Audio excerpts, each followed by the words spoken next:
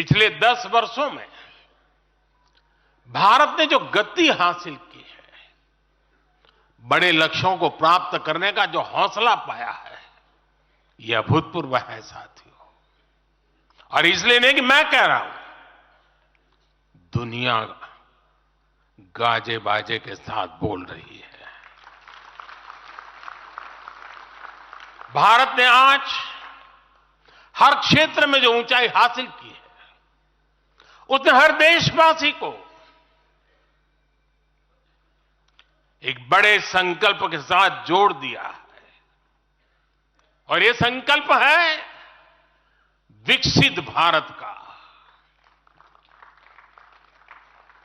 अब देश न छोटे सपने देख सकता है और देश न अब छोटे संकल्प ले सकता है।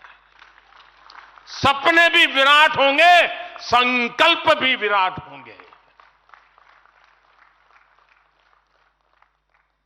और ये हमारा सपना भी है, हम सबका संकल्प भी है कि हमें भारत को विकसित बनाना है।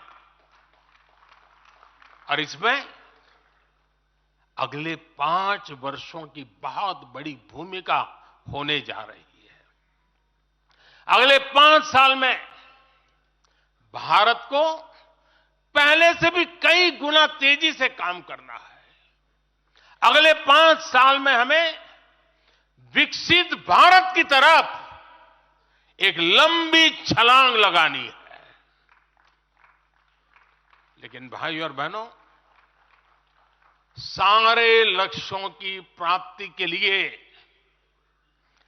पहली शर्त है सरकार में भाजपा की जोरदार वापसी।